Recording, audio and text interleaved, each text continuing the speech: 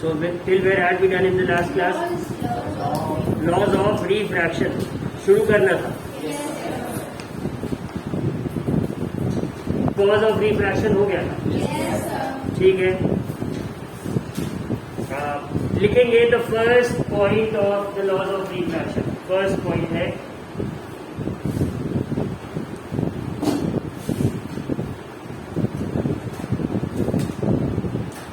Shall we start? Yes, sir. The incident ray, the refracted ray, the incident ray, the refracted ray, and the normal. The incident ray, the refracted ray, and the normal to the interface, and the normal to the interface of two transparent media. Normal to the interface of two transparent media at the point of incidence. At the point of incidence. I'll be repeating it. The incident ray, the refracted ray, and the normal to the interface of two transparent media at the point of incidence. इतना लिख दिया सबने? Yes, sir. All the three lie in the same plane. All the three lie in the same plane.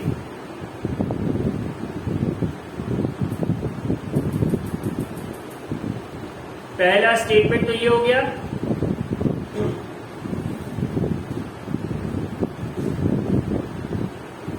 Second लिखेंगे the ratio of sine. The ratio of sine में ये वाला जब sine लिखेंगे तो we write SINE. The ratio of sine of angle of incidence.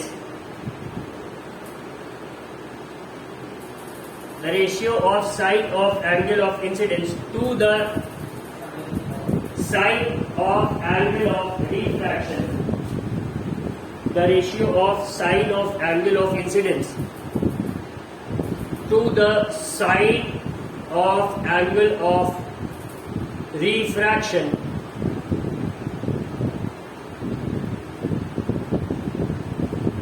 is constant for the light of a given color, light of a given color,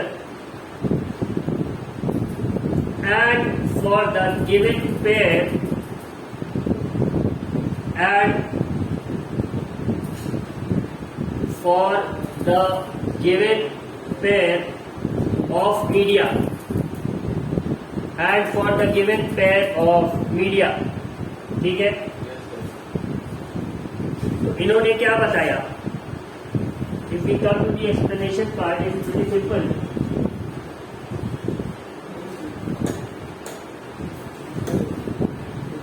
अगर ये interface है, a ray of light is incident, और इस point of incidence पे हम एक normal खींचते हैं. ठीक है. Suppose this is a air medium and this is a dense. ठीक है. तो वी नो अभी तक जितना पढ़ाई की है ray of light towards the normal bend है. ठीक है.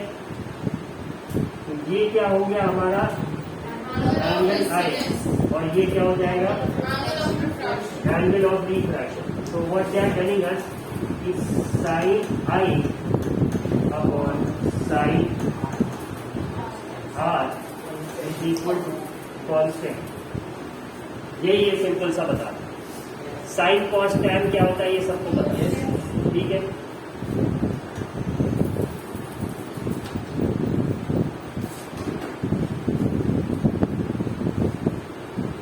अब ये जो कांस्टेंट है जो हमने लिखा sine i upon sine r equal to constant. यही लिखा ना. ये जो कांस्टेंट है this is what is called as refractive index, ठीक है, इसे ही हम रिफ्रैक्टिव इंडेक्स कहते हैं, refractive index of. Sir, if you have shared the whiteboard, then it is not visible. Only the PDF is visible.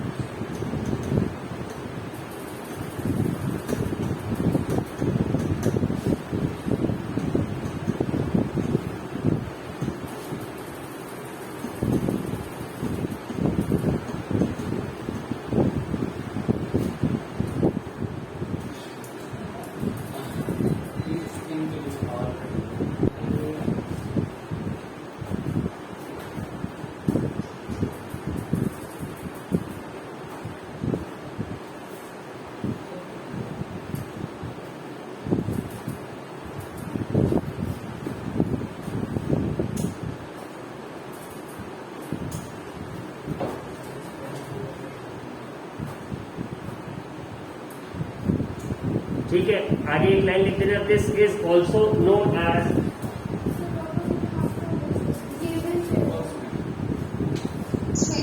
Refractive index of second medium with respect to first, ठीक है, this is also known as Snell's law, SNE double S,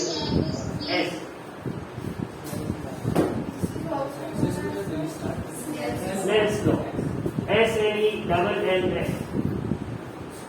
Snell's में उसका नाम में S नहीं है, snail के बाद एक अपॉस्ट्रोफी लगेगा, इसीलिए उसको स्नेल्स लॉ कहते हैं, नाम उसका स्नेल ही है,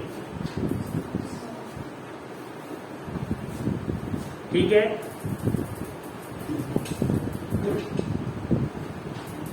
Sir, यस,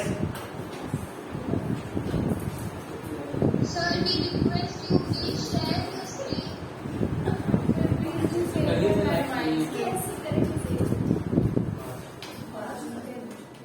जो करता है अच्छी Sir, as after is also be there. हो जाए। Sir, yes, after S there will be apostrophe or after L there will be snare, then हमने पीछे का पेज करो।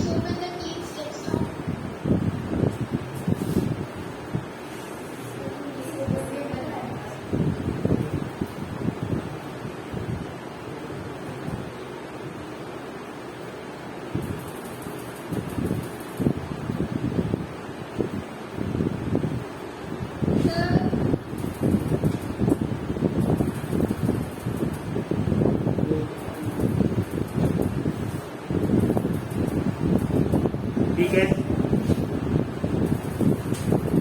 कितना लिखा है, हो गया ना, स्नेल्स लॉ कंप्लीट हो गया। इतना जितना बोर्ड पे था इसलिए बात लिखना था, this is also known as Snell's law, ठीक है। अच्छा, तुम लोग कौन सा नोटेशन फॉलो करोगे, न्यू वाला करोगे कि न्यू वाला, एन वाला? Would you like to be presented with N or new? ठीक।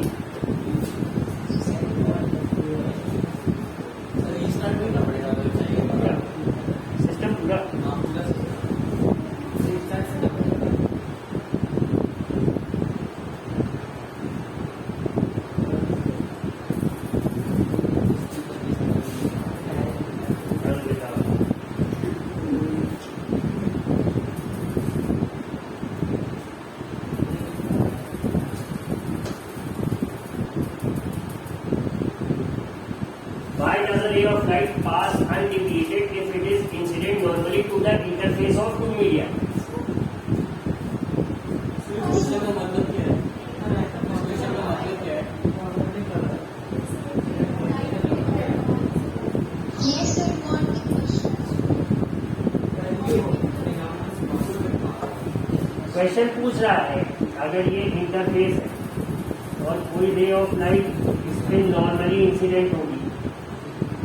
अभी तक हम क्या पढ़ते थे कि शायद डेंस हो ऊपर या रेयर नीचे हो या फिर रेयर ऊपर हो डेंस नीचे हो, this ray of light should deviate, refraction होना चाहिए, बट ये सीधी चली जाती है। ऐसा क्यों?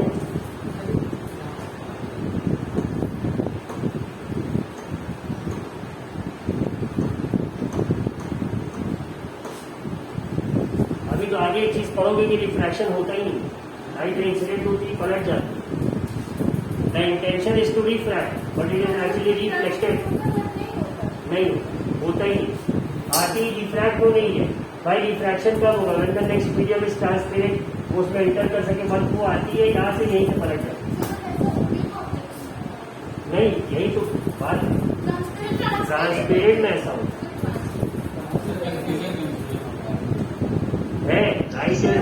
यस कितना बाद में पढ़ेंगे?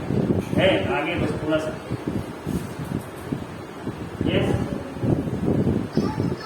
If light rays strike a surface, then वो सीधी चली जाती है, तो फिर अपन ने रिफ्रैक्शन करेंगे नहीं। You have to find the answer, write it down and show it. अभी डिस्कशन नहीं होगी, ठीक है? ये वाला होता है, Sir, I will send you one sound chart. It depends on the angle of incidence. ये चीज अभी आगे चल के एक चीज पढ़ोगे। तो मतलब आपको जितने दिखते हैं that depends on कितने हाँ।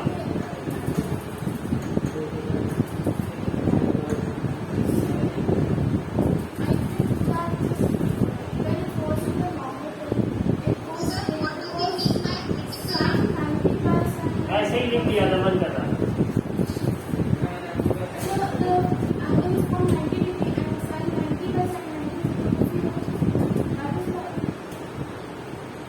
कह सकते हैं वो मैथमेटिकल प्रूफ, बट इसको ढूंढना।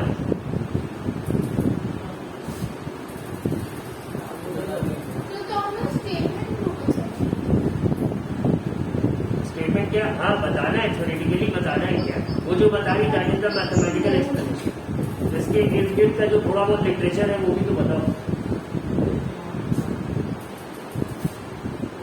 इसको कहते हैं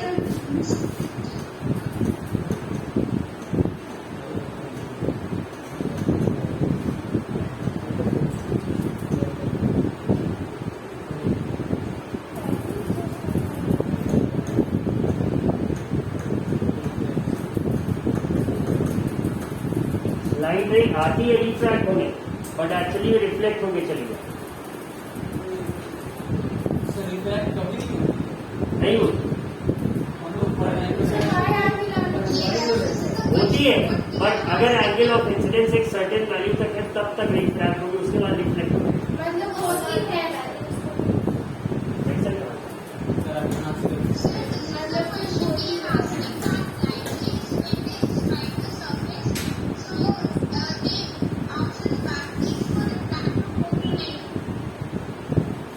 देखते हैं Pragati. I look for it, I tell you. Yes सोची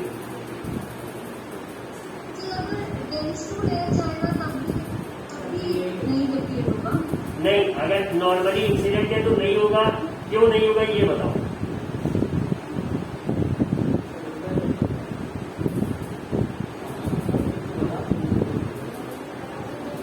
ठीक है, ये हो गया। Now let us study something more about refractive index. So give the heading refractive index.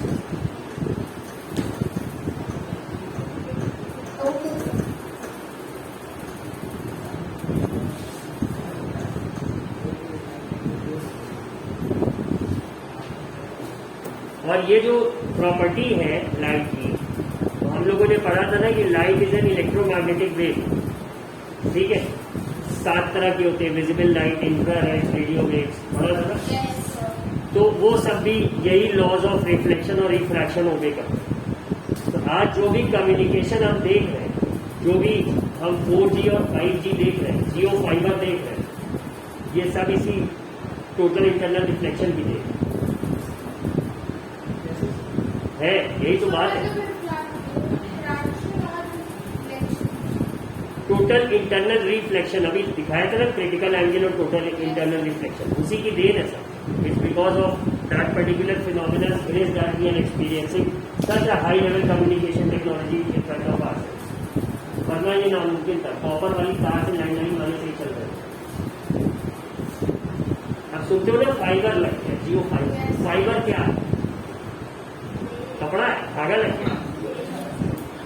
Like I was teaching this chapter in science, class 7, fiber to fabric, silk wire. क्या are we having silk wires? तो जो silk worms को उबाल दिया जाता है, it's a dish over there. नहीं, वहां पे a friend of mine was there in Dibrugarh में था, तो he used to work for a certain company. So one of his colleagues invited him for dinner. आप आइए। So he went there and Shukla है तो अपन he was also मतलब vegetarian, नहीं घबराइए, इट्स अ वेजिटेरियन। ऐसा नहीं है कि सब होते हैं, आज के ब्राह्मण भी नॉन वेज खा लेते, but he was a pure vegetarian. When the dinner was served, so a certain dish was looking a bit peculiar to him. तो ये हुआ कि ये क्या है, तो उन्होंने कहा आप ये नहीं जानते, तो नहीं कि ये रेशम का कीड़ा। तो ही बोल नहीं, कीड़ा है मतलब क्या जिससे रेशम बनता है वो कीड़ा, ये हम नहीं खाते। क्या ये तो हमने स्पेशली आपके लिए आज ले आया था, it's even costlier than paneer. This is a special dish that we got prepared for you. क्या नहीं, ये नहीं खाते। एंड ही वाज लाइक कि उसके बाद मेरा कुछ भी वहां खाने का मन नहीं हो रहा, मुझे बार बार यही समझ है। That silk worm is a delicacy over there. वो स्पेशल ओकेजन्स पे उसे बनाते हैं। पता नहीं at least I haven't tasted it and I don't wish to taste. ठीक है, तो अब रिफ्रैक्टिव इंडेक्स पे बात करेंगे। लिखेंगे the refractive index of medium 2, the refractive index of second medium with respect to first medium. The refractive index of second medium with respect to first medium is defined as the ratio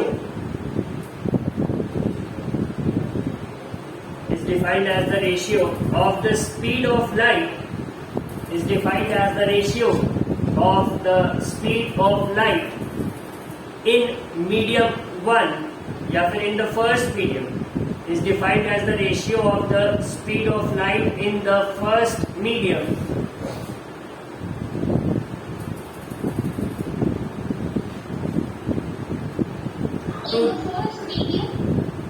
is defined as the ratio of the speed of light in the first medium to the speed of light in the second medium.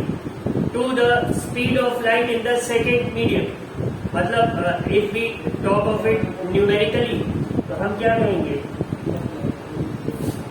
n/2 अगर हम refractive index को n से represent कर रहे हैं, तो ये क्या हो जाएगा? स्पीड ऑफ लाइट, ये n है, ठीक है, light in medium 1 upon speed of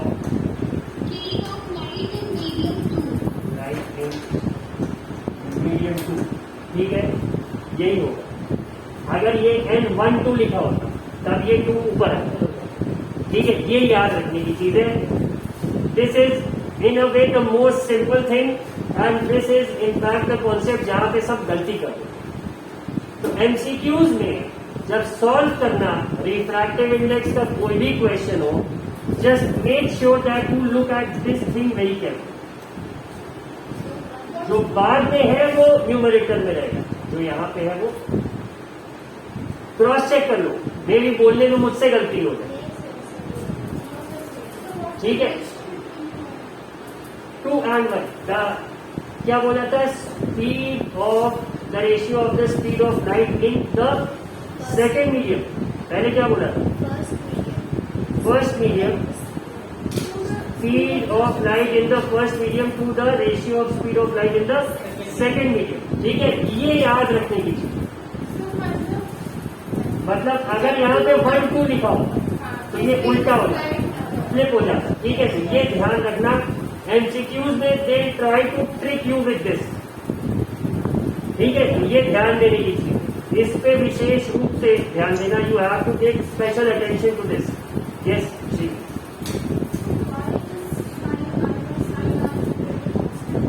is a constant for a pair of media and for a certain wavelength.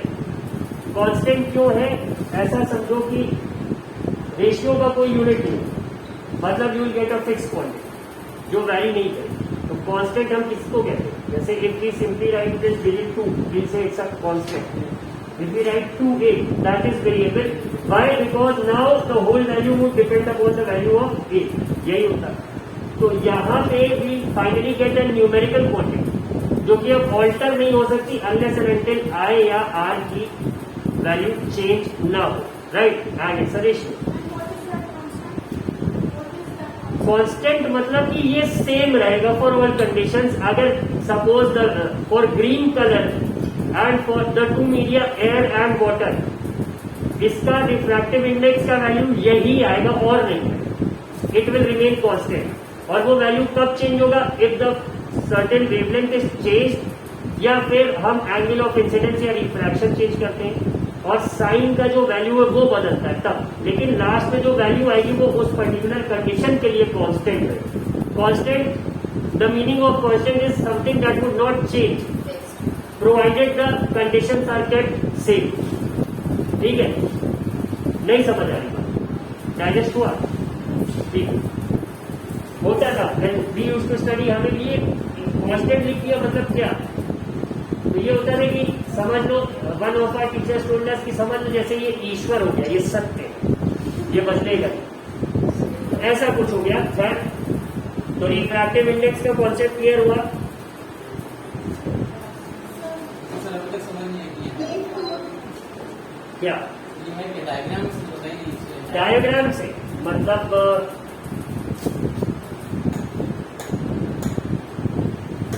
अगर डायग्राम से बात करोगे तो मान लो suppose this is the interface, यहाँ पे light ray incident and this is टेंस ले लेते हैं हर बार रेयर ऊपर, ठीक है। अब क्या होना है, तब ये बहुत ज्यादा वो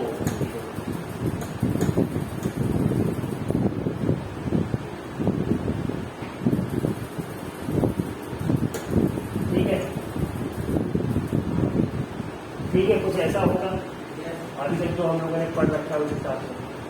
हाँ, तो अब ये जो डेविएशन हो रहा है, अभी हमने पढ़ा कॉज ऑफ रिफ्रैक्शन क्या था, due to the different speed of light in different media, यही पढ़ रखा था, ठीक है। तो एक तो हमने पढ़ा कि रिफ्रैक्टिव इंडेक्स कौन सी वैल्यू होती है, इस एंगल का साइन और इस एंगल का साइन का जो रेशियो होगा वही रिफ्रैक्टिव इंडेक्स होगा। बट एक और चीज, समथिंग देयर,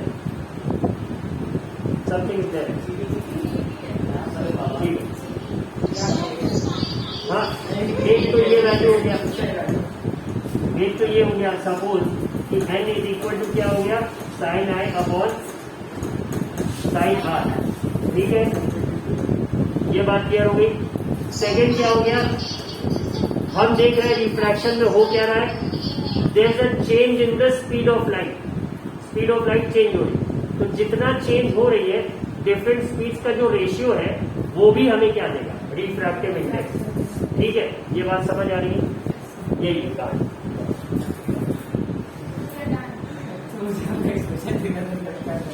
कौन सा? जैसे देखा जब पीछे होने के बाद मुझे आएगी नहीं, आवाज आ गया। I had heard the noise of the fluctuation. तो ये हो गया। द सेकेंड थिंग इज कि अगर N21 और N12